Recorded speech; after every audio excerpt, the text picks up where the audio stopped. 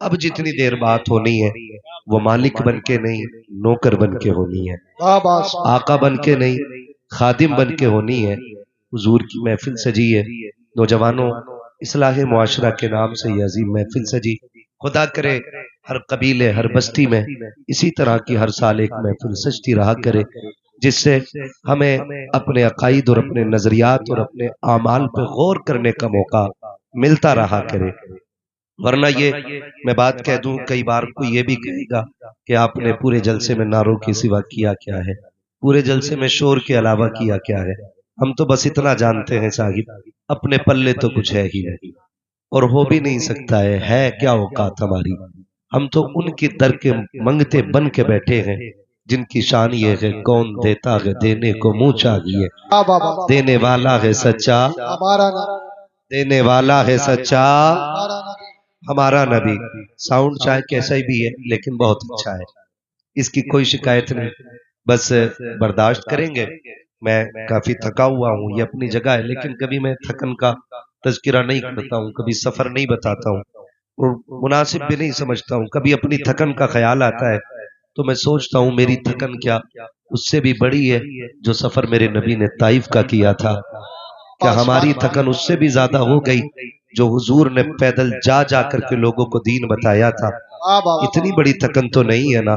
اور جب اتنی بڑی تھکن نہیں ہے، میں قسم کھا کے کہتا ہوں، خدا کی قسم میری اوقات تو سائیکل بھر کی نہیں تھی۔ آج جہازوں میں اگر اڑ رہے ہیں نا تو یہ زہرا کے بچوں کا صدقہ اڑا رہا ہے، یہ حسنین کے در کی خیرات اڑا رہی ہے، اس لیے کہ ہماری اوقات سائیکل بھر کی نہیں تھی۔ یہ جہازوں میں کس نے اڑایا؟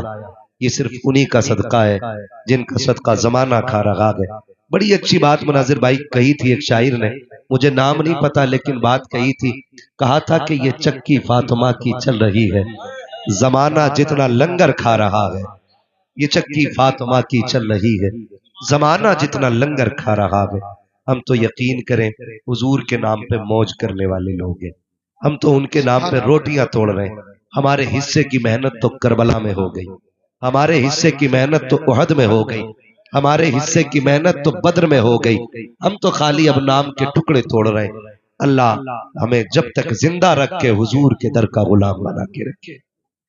اگر کوئی یہ کہے ہم سے، کل آپ سے یہ کہے کہ رات بھر کیا کیا تھا، نعرے لگے تھے، تو کہنا اپنے آقاؤں کے نعرے بھی نہ لگائے تو کیا کریں، ان کے نعرے بھی نہ لگائے تو کیا کریں۔ اور اچھا نہیں لگتا ہے، میں منع کرتا ہوں، ہم آئیں تو ہمارے نام کے نعرے نہیں، چپ چاپ چلو چپ چاپ بیٹھو۔ کیا عزت کیا وقار، سمجھے سارے لوگ، جانتے ہو کوئی عزت نہیں۔ آج پگڑی باندھے بیٹھا ہوں، آج لوگوں نے ہار ڈالے پھول چڑھائے، کوئی گارنٹی ہے موت ایمان پہ آئے گی؟ بتائے کچھ؟ کامیاب وہ نہیں ہے جس نے شہرت حاصل کر لی، کامیاب وہ نہیں ہے جس کے چرچے ہو گئے، سب سے کامیاب وہ ہے جو قبر میں ایمان بچا کے لے گیا۔ سبحان اللہ، یہ سب سے بڑی بات ہے، سب سے بڑا کامیاب وہ ہے جو قبر میں ایمان بچا کے لے گیا۔ ڈاکٹر اقبال نے کتنی سچی بات کہی تھی، کہا تھا یوں تو سید بھی ہو مرزا بھی ہو افغان بھی ہو، تم سبھی کچھ ہو بتاؤ کہ مسلمان بھی ہو۔ کیا بات ہے، ہاں یوں تو سید بھی ہو مرزا بھی ہو افغان بھی ہو، تم سبھی کچھ ہو بتاؤ کہ مسلمان بھی ہو۔ سب سے بڑا کام ہے مسلمان ہونا، اور یہ سب سے ضروری کام ہے۔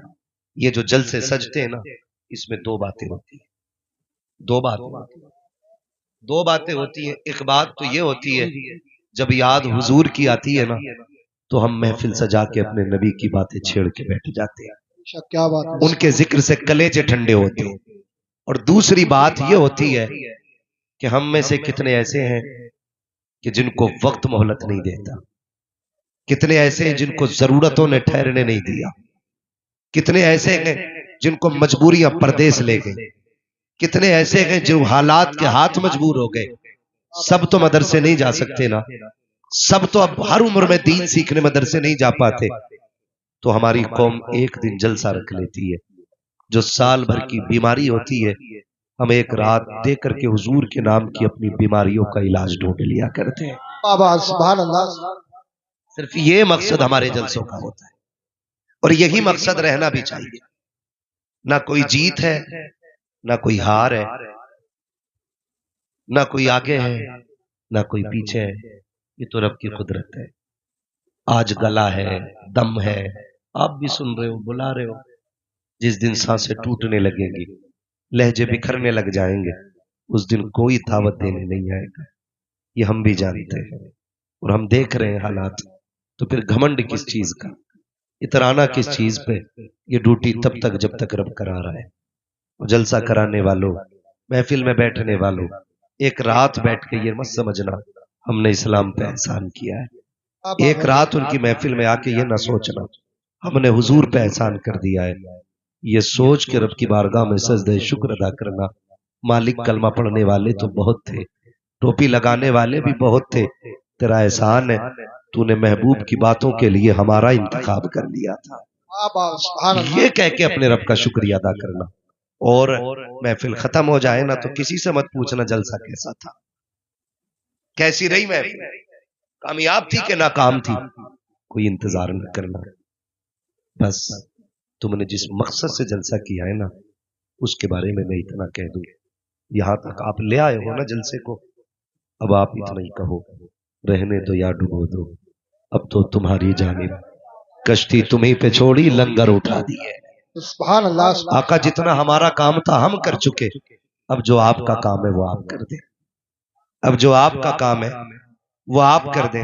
میں کئی بار نہ تکلیف ہوتی ہے مناظر بھائی، اور دل کے بھپولے جل اٹھے سینے کے داغ سے، اس گھر کو آگ لگ گئی گھر کے چراغ سے.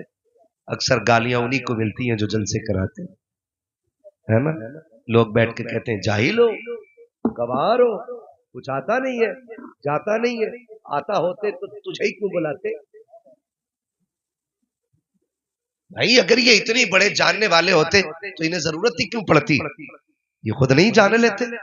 یار کچھ سیکھنے کے لیے بیٹھے، جاننے کے لیے آئے، تبھی تو بلایا گیا ہے، تبھی تو بلایا گیا ہے. میں نے ایک صاحب کو کہتے سنا، معاف کیجئے گا کسی پہ طنز نہیں کر رہا ہوں، بس اللہ ہمیں ہدایت نصیب فرما دے. بڑے قدم بہکے ہوئے چل رہے ہیں. اس ہما ہمی کے دور میں بری آگ لگی ہے، ایک دوسرے کو نیچا کرنے کی آگ، ذلیل کرنے کی آگ. ایک اصول یاد رکھو، اللہ جسے اٹھا دیتا ہے اسے کوئی مائی کا لال گرا نہیں سکتا ہے، اور جسے رب گرا دیتا ہے اسے کوئی مائی کا لال اٹھا نہیں سکتا. یہ ایک اصول ہے، یہ ایک اصول ہے. اللہ جسے گرا دے اسے کوئی اٹھا نہیں سکتا، اور جسے وہ اٹھا دے اسے کوئی گرا نہیں سکتا ہے.